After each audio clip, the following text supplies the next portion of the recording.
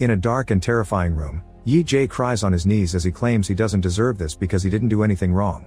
A mysterious woman suddenly shoots Yi Jae and throws him off a plane, but even with a hole in his forehead, Yi Jae opens his eyes. This all started 7 years ago. Yi Jae is on his way to an interview at a very prestigious company when suddenly a man runs through a busy road and gets hit by a car. Yi Jae checks on the guy, but he dies as he clutches onto Yi Jae's arm, leaving him very shaken. Later during the interview, Yi Jae is still going through his trauma and he can't answer anything properly, so he doesn't get the job. Having failed to secure a job, Yi Jae graduates with a big student debt, so he has to start getting menial jobs like delivery guy and waiter. His family can't help him because his father is dead and his mother is a janitor that already sacrificed a lot to give him a good education. Yi Jae never stops sending resumes to various companies, but he repeatedly fails to get a full-time job. After 7 years of working part-time jobs, Yi Jae finally gets an interview at the big company again. Interviewer Tae-yu is impressed by the resume, and Yi Jae leaves the meeting with high hopes. However, he soon gets a call from a friend, who informs him that all the money they invested in another friend's deal is gone because the guy disappeared. Yi Jae rushes to his friend's apartment and starts pounding on the door, but nobody answers. Since those were all his savings, Yi Jae gets furious and starts hitting the door with a fire extinguisher until he falls to his knees as he has a breakdown. Moments later he ends up in the police station for destruction of property, so Yi Jae asks the cops to arrest his friend. However, they can't do anything because investing in a business that failed isn't illegal. In the evening Yi Jae goes to see his girlfriend Jisoo, who comes out of a car with a guy that gives her flowers. Once the man is gone, Yi Jae approaches her, who immediately smells that he's been drinking. She mentions that he hasn't been able to get much work this month and gives him an envelope, but he thinks of it as charity and realizes he's been nothing but a burden. Thinking their relationship won't go anywhere, Yi Jae breaks up with her. Moments later Yi Jae goes to his apartment, only to discover that the landlord has kicked him out and he's keeping the deposit to make up for overdue rent. All of Yi Jae's things have been left outside under the rain, so he has to move as much stuff as possible to protect it. Sadly, there isn't much room, and when morning comes, he's lost many of his things. After spending the night sleeping on the ground, Yi Jae gets a message from the company saying he failed his interview. After having another breakdown, Yi Jae decides he's had enough and self-deletes in the middle of the city, ignoring the call from his mother. Darkness takes over for a few seconds and then Yi Jae discovers he's in a private plane. When he looks at his reflection, he freaks out because his face has changed, and at that moment he notices the mysterious lady sitting nearby. She has his goodbye letter in her hands, but she magically burns it before taking off her shades, revealing bright red eyes. Suddenly Yi Jae is transported to the terrifying room with a tall tower in the middle of a red sea and demons trying to climb up. The lady reveals she's Death and she's brought him here to punish him because he made a mockery of her. She grabs him by the neck and throws him off the edge, so the monsters try to grab him as he falls. There are lots of creatures waiting for him in the water, but when he crashes, he wakes up in the plane with the other face again. Death is there too and explains that she'll make Yi Jae die 12 more times as a punishment. His soul will enter the bodies of 12 people facing imminent death, and he'll die regardless of where he ends up. However, if he manages to evade a death, he'll be allowed to keep that life. Yi Jae doesn't care about those deaths because he wants to end it all, but after Death disappears, the plane enters a raging storm. Unconsciously panicking, Yi Jae puts on the life jacket and fastens his seat belt while the flight attendant comes to tell him that it's just some turbulence. After a few minutes of shaking, the plane stabilizes and the attendant lets Yi Jae alone. Still confused, Yi Jae starts looking around and realizes he's in the body of a very rich person. Suddenly a glowing pebble enters his mind, informing him of the details of the person he's possessing. This guy is the CEO of the important company Yi Jae applied to, and he's been rich his whole life. Tae-yu is his older brother and they competed since they were kids over everything, including who would lead the company. All his hard work allowed him to win his father's approval and eventually he was chosen to become the new CEO. Yi Jae is very pleased by this lifestyle and decides he wants to keep it, but at that moment an engine blows up. The plane starts going down at great speed and Yi Jae has to dodge all the sliding furniture before going back to his seat to fasten the seat belt. The pilot tries to control the plane to no avail and the fire spreads, creating a hole in the side of the plane that sucks out the pilot and the flight attendant. Yi Jae can only watch as an explosion makes the whole plane catch on fire and he's soon burned to death. Afterward Yi Jae wakes up in the dark room, which is now a barren area with a creepy glowing door and a desk for Death. On this desk, a clock counts down the lives Yi Jae has left. While Death puts a bunch of bullets in her gun, she explains a few things. The souls from those bodies are already dead, so Yi Jae isn't stealing their lives, he's just giving the bodies a second chance. If he fails to survive in all of them, he'll go to hell, and Death decides to give him a preview. She grabs Yi Jae and takes him behind the door, where he sees indescribable horrors.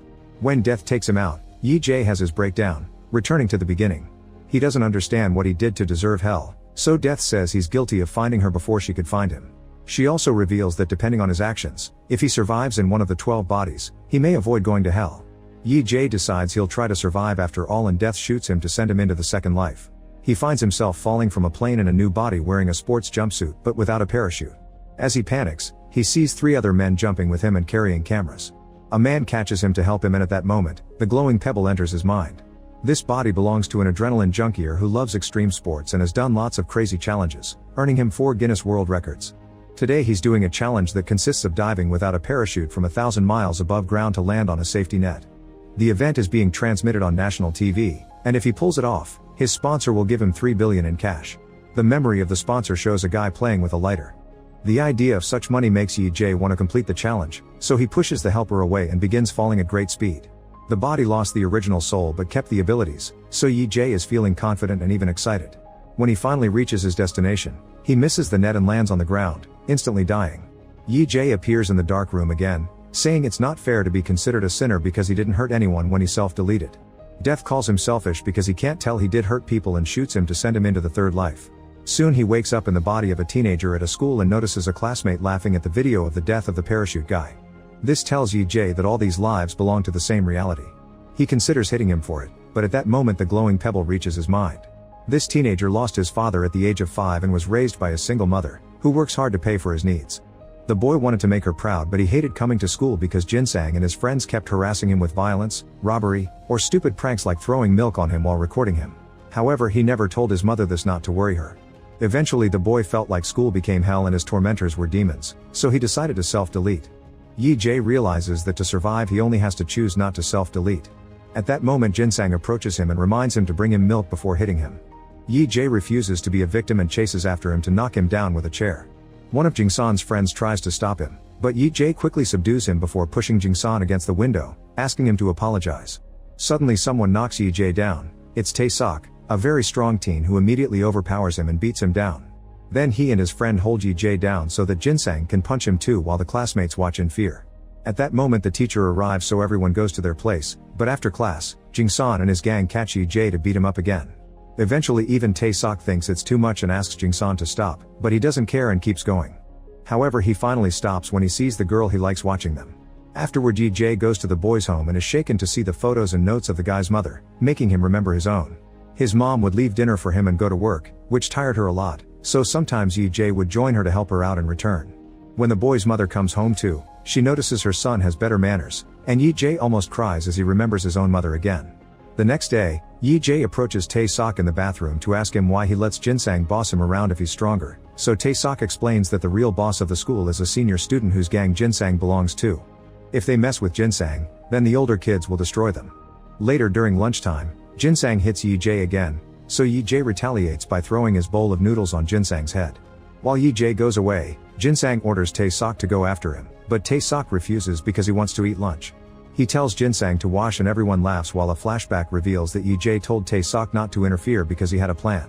A humiliated Jinsang goes to ask his seniors for help and the gang soon comes to the classroom ready to fight. However, when the leader sees that Jinsang wants him to beat up a little wimp, the leader gets angry, calling Jinsang a coward for not being able to handle a small boy. He doesn't want his gang to be associated with cowards, so he grabs Jinsang and tells him to never approach them again. Proud of himself, Yi Jae makes fun of Jinsang for his loss, and when Jinsang tries to hit him, Tae-sok hits him first. Now nobody in the school respects Jinsang anymore, and as he rushes out of the classroom, he discovers the girl he likes is with the senior leader. In the evening, Yi Jae goes for a run and is almost hit by a truck, but luckily the driver stops just in time. Distracted by this, Yi Jae doesn't hear Jinsang approaching him from behind to hit him with a brick to make him fall, then he proceeds to beat him up to death. Yi Jae reappears in the dark room and yells at Death, causing her to throw him against the wall before stepping on his face and shooting him again. For his fourth life, Yi Jae wakes up in the body of a hostage under interrogation. A group of dangerous men throw water on his face and ask him where he hid the girl and the money. When he doesn't answer, they threaten to stab his eye, so he announces he'll talk. However, the memories aren't back yet, so when he asks for a moment, the men threaten him with a hammer. Luckily the glowing pebble finally shows up and Yi Jae learns this body belongs to a criminal organization with clients all over the world. They work as fixers, meaning they'll solve a client's problem through any means necessary, which may include murder. One day he fell in love with his boss's girlfriend, and when she mentioned wanting to escape from this life full of crime and abuse, he offered to run away together. He stole 10 billion from his boss and hid them in a safe place, but on his way to meet with the lady, he was captured by his co-workers. Realizing that he has this guy's amazing abilities, Yi Jae starts fighting everyone, using the chair as a weapon until it breaks. When he dodges an incoming knife, he causes a man to stab his partner, but after the initial shock he keeps on fighting. There are weapons and tools on the wall, so he turns off the main light and grabs a flashlight to fight with an advantage.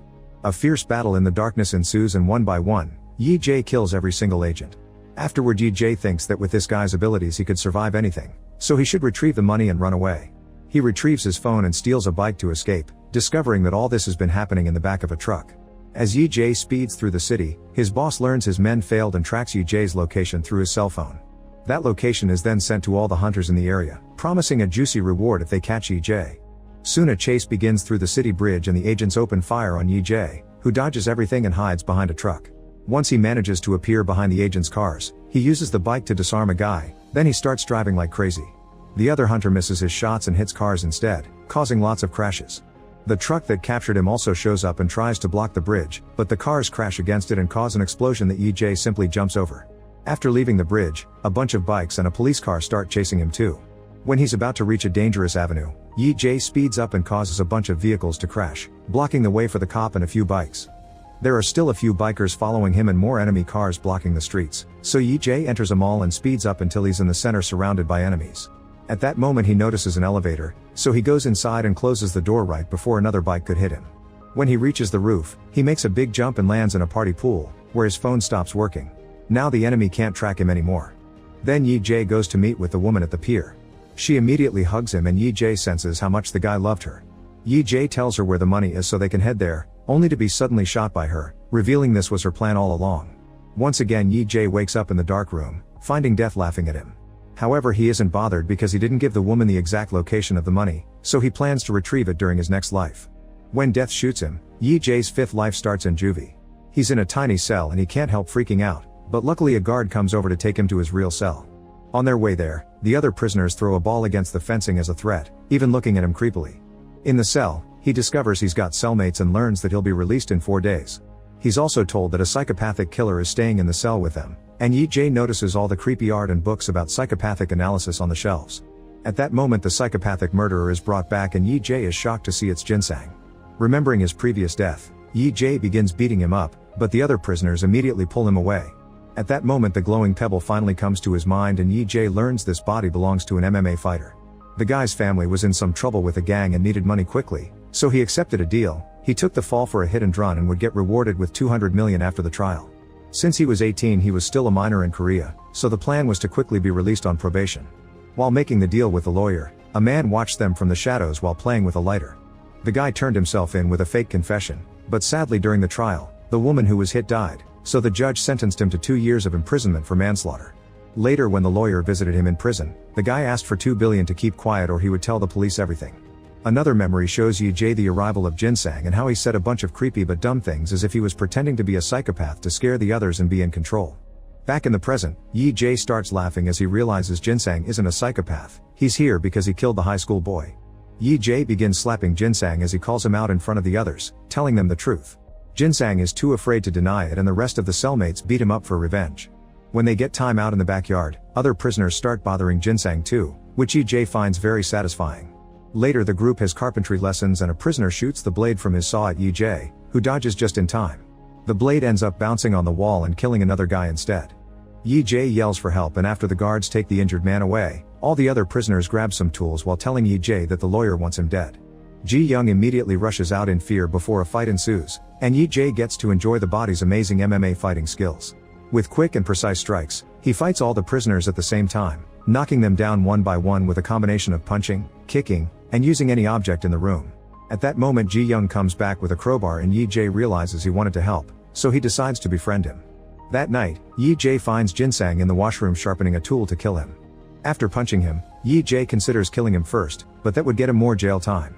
Instead he decides to traumatize Jinsang by saying he sees the ghost of the dead schoolboy, sharing details of his previous life that only he would know. When he says the ghost will haunt him forever, Jinsang ends up wetting his pants in fear. Eventually the day of Yi-Jae's release finally arrives and before leaving, he gives Jinsang some milk, saying it was sent by the ghost. Outside the lawyer is waiting for him with the money but Yi-Jae turns it down, telling him he wants to live a clean life from now on. Sometime later, he makes it to the pier and finds the money he hid in the other life, unaware someone is following him. Now he's ready to start a new life, so he rents a room and takes a nap. He wakes up when he feels his mother touching his face, but it turns out to be just a dream. At that moment his phone rings with a call from the mom of this body, so a crying Yi-jae accepts to visit her soon.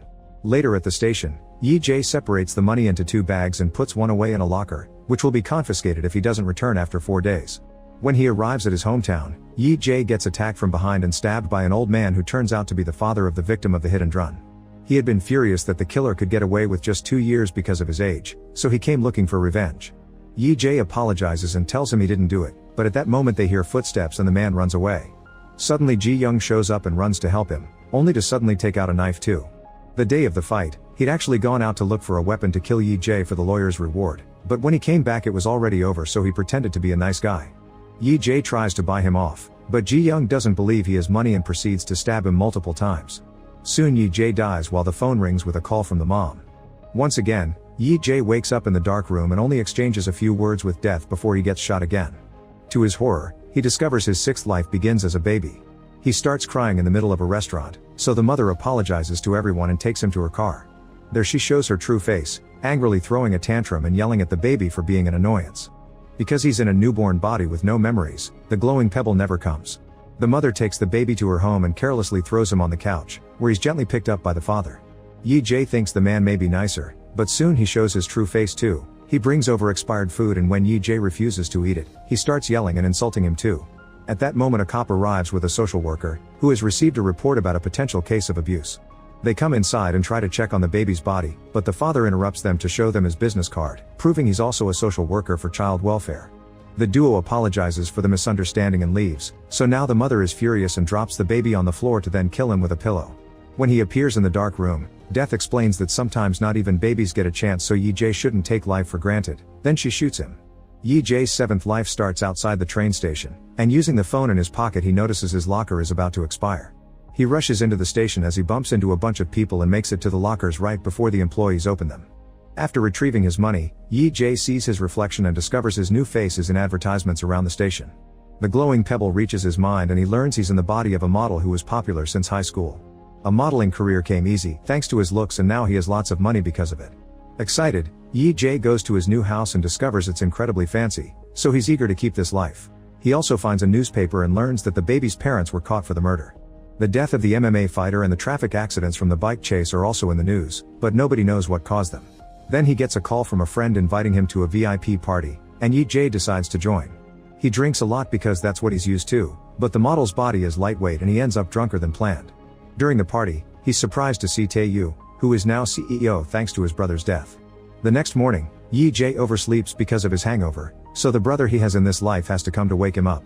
The guy is going to the USA for a week and the model had promised to take care of his cafe, so now Yi-jae has a new job to do.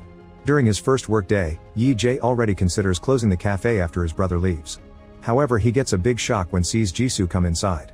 Staring in awe, Yi-jae remembers all the special moments together and the day they met, which happened when the wind blew away Jisoo's papers and Yi-jae found them. Yi-jae is very nervous when he gives Jisoo her order to the point his hands are shaking. His brother explains she comes every day to work and stays until closing time, also that she's a published author.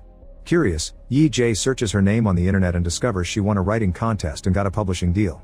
When she received her prize, she thanked her boyfriend for always believing in her. The envelope she tried to show him that day hadn't been pity money, it was her prize. Feeling guilty, Yi-jae rushes to the bookshop to buy Jisoo's book because he remembers her saying she put her personal experiences in her stories. As he reads the novel, he discovers many of the story beats match their moments together, like the day he was jealous of her coworker and they told "I love you" to each other. As he cries, Yi-jae also sees that the bookshop sells the fancy pen that he promised he would gift her one day. He did buy the pen in secret and engraved her name on it, but it got lost when he was moving all his things under the rain. Later at the cafe, the guy that he saw the other day with the flowers arrives with a woman and a little girl that calls Jisoo auntie. Feeling like an idiot, Yi-jae realizes this is Jisoo's brother, and decides to keep the cafe open the whole week just for her. The next day, Yi-jae takes Jisoo's order with less anxiety and gives her some cake on the house, saying he's a fan of his book. He also pretends he has an idea for a story, telling him about Lady Death and all the lives he's been going through as if it was happening to the character. Then Yi-jae asks her to sign her book and is shocked to see she has the engraved pen. It turns out his mother picked up all his things after his death and gave Jisoo the pen after the funeral. During the next few days, Jisoo keeps going to the cafe and Yi-jae sits down with her to chat for a while. One evening, Jisoo wonders why the protagonist of the story hasn't visited his mother yet, and Yi-jae says it would be too painful. Soon after she leaves, Yi-jae sees police cars pass by and hears from a client that a regular customer was caught in an accident. Assuming the worst, Yi-jae runs down the street and screams when he sees the blood on the street, so the cops have to hold him back. At that moment Yi-jae sees Jisoo among the crowd and calms down. Jisoo approaches him to thank him for caring so much and shares that she felt the same when she got a call about her boyfriend's death, to the point she had a breakdown in the hospital's reception. The next day, Jisoo visits Yi-jae's resting place and cries as she says she misses him, which is seen from afar by Yi-jae. After she leaves, Yi-jae dares to approach his own memorial, only to suddenly bump into his mother. Pretending he's here for another person, Yi-jae leaves the room, not daring to talk to her. He watches from afar and sees her clean the memorial before running to the restroom to cry her heart out. Not being able to take it, Yi-jae runs outside and has a breakdown. Later Yi-jae writes a letter to his mother pretending to be a friend, saying that Yi-jae left her some money after his death.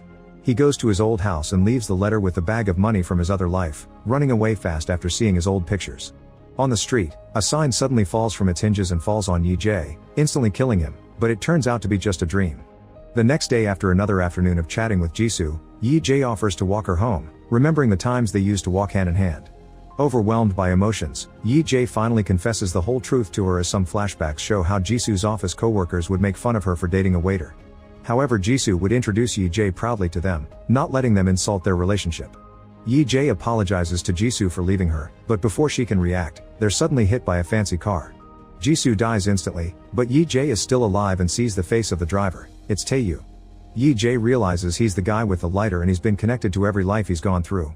The lawyer is also in the car, but he runs away when he sees the bodies, and when Taeyu sees Yi-jae is still alive, he puts on gloves to finish him off. Soon Yi-jae wakes up in the dark room, and he's so furious that he rushes to take Death's gun and shoots her in the head. Make sure to subscribe and turn on notifications so you can watch more videos like this. Thanks for watching.